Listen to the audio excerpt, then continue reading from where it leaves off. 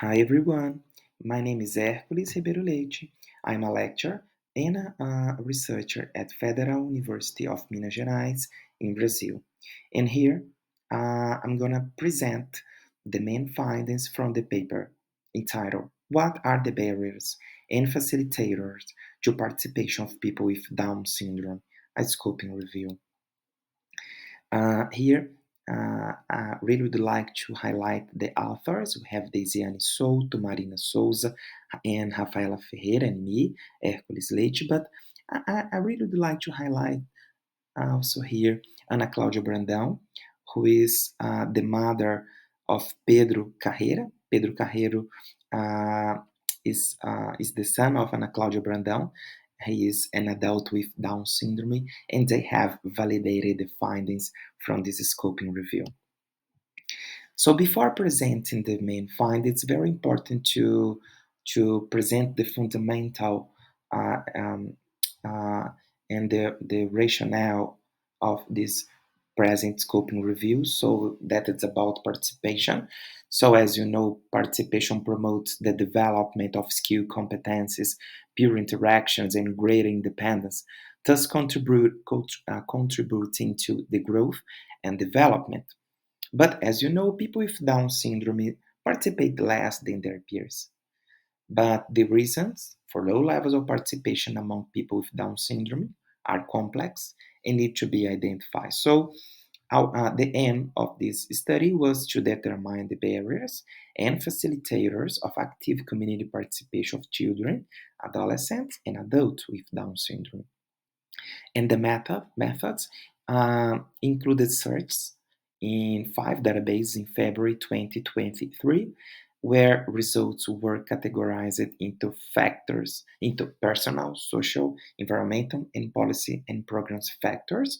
And the findings were validated by consumers using the active framework, as I have mentioned, Claudia and Pedro as the consumers that have validated our findings.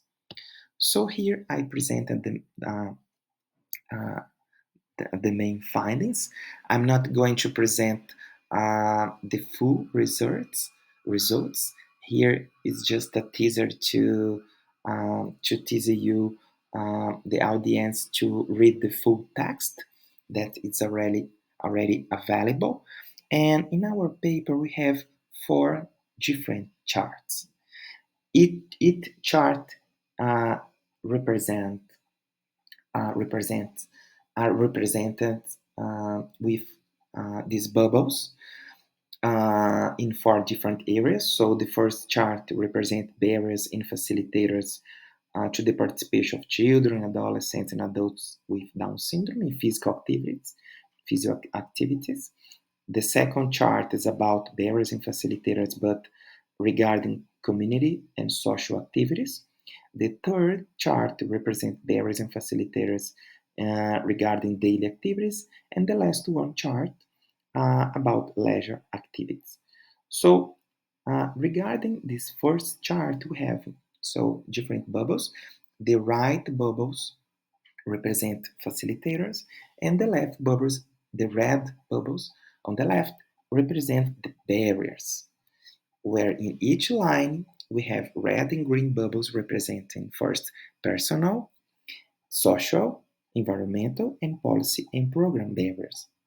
So here just to I'm gonna highlight just some examples to represent the main barriers and facilitators regarding physical activities.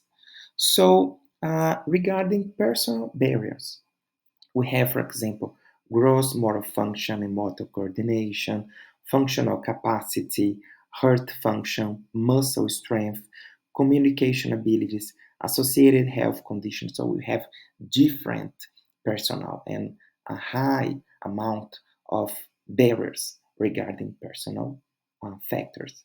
In the other hand, we have a small set, but we have some facilitators for regarding personal factors such as physical health and psychological, cognitive abilities, record activity in a book, happy and outgoing personality, be active, interest, and sense of achievement. So they are some examples. Regarding social factors, we have, for example, some barriers as support, time, fear of children getting hurt, community awareness, financial support, community support, help from others. On the other hand, in the green bubble, you have some facilitators such as involvement of peers, friends, older children, fun, uh, attitudes and behaviors, interest and motivation of support people, and activities with purpose. But for environmental barriers, we have transportation, specialized gyms accessibilities. This is a small bubble with a small set of barriers. And on the other hand, we have facilitators represented by green bubble. So also a small set, gyms, such as gyms with specialized sports equipment and so on. And lastly, we have a big bubble, a big red bubble representing policy and program barriers, such as appropriate physical activity programs, cost, specialized staff, professionals who know how to adapt programs. And in the other hand, we have uh, a smaller green bubble representing some facilitators regarding policy and programs. So availability of accessible and structured programs, type of activity, summer programs, and so on. So as I have mentioned, I'm not going to present here all this chart and bubbles, but the idea is to teaser the audience to read the full paper to find and discover uh, uh, the findings. So, in conclusion, the participation of people with Down syndrome is mainly influenced by physical or psychological factors, the support and attitudes of parents or caregivers, and the availability of specialized programs. Future studies should focus on increasing participation, especially among adults, in the following areas, such as community, daily, and leisure activities. Thank you so much.